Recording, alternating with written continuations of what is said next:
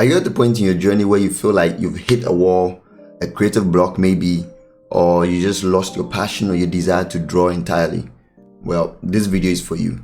This is a serious topic which deals with discouragement, some of the internal struggles we deal with as artists along our journey that cause some people to give up along the way. And so I went through that and I gave up years ago where I lost the passion to draw. I just didn't feel like picking up the pencil to draw and paint anymore. And so that's what I'd like to talk about in this video. And I would like to point out also with tips, practical tips that I use to overcome and I still do to this day that helped me. So without rambling on and on, let's get into it.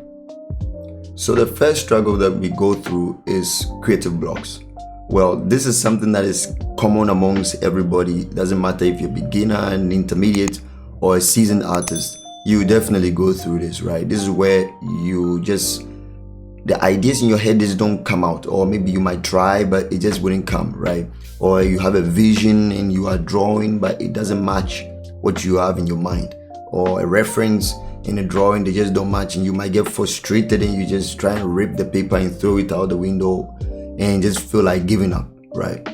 You don't need to be hard on yourself because we've dealt with all these things. Everyone goes through it.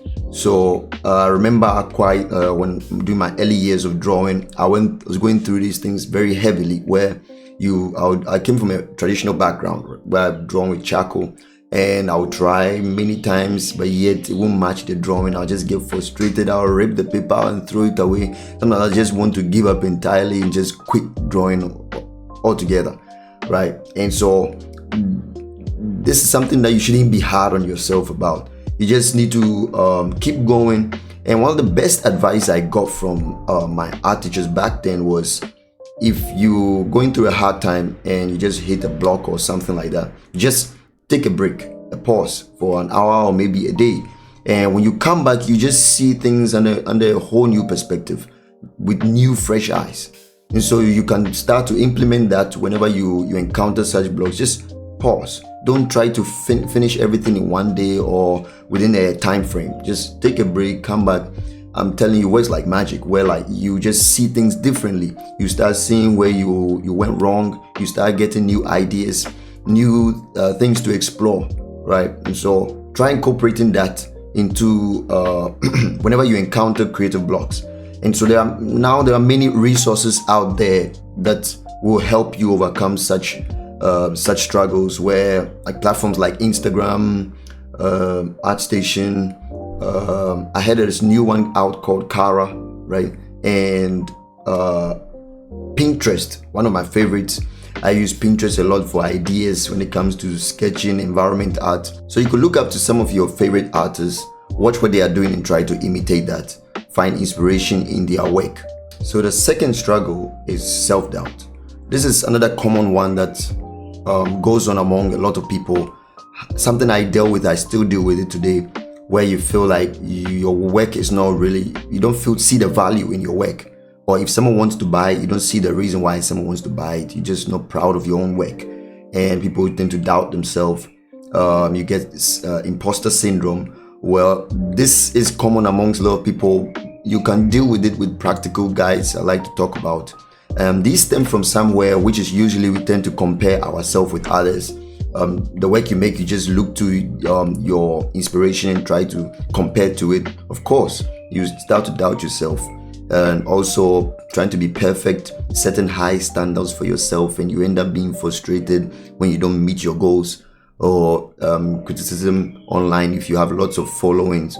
And creative blocks, as we mentioned before, these are things where self-doubt stems from, and you could just embrace the imperfections of your artwork, right? And also just connect with other artists, ask for help. Sometimes some artists are very selfish, don't want to give up some of the knowledge. Also, you could just join communities, online art forums. Just practice, keep practicing. You eventually break through and find the source of your inspiration, where the reason for you drawing in the first place, where it came from. That is where you find the joy. If you are drawing for somebody, of course, you might doubt yourself because you might not met your goals. right? So if just be happy within yourself and find the reason why you started drawing in the first place is the biggest factor to overcome self-doubt. The third struggle is distraction, and this is when I became a victim to. I became distracted by the latest new thing, the hottest trends, the side hustles they keep preaching online. And so I fell victim to that because it was a point in my life where I wanted to, make money. And so by doing that, I was distracted by following these things.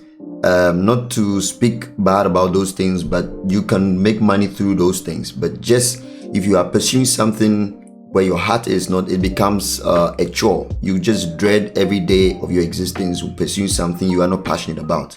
And one of my biggest goals was not to arrive at a point in your life where you just look back and wish you had pursued your passions.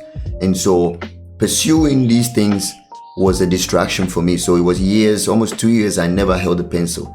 And so it can be in those instances where somebody will just not give up entirely, but just distracted and realize years later that I wish I had focused on my goals. I wish I had pursued my career in medical science. I wish I had become a dentist, So this is something I came to realize at some point in my life, and I decided, no, I'm going to focus on my art, and that's what I did. And so if you are in that position right now and you get distracted by things, I want to tell you, if that is something you're passionate about, then go ahead.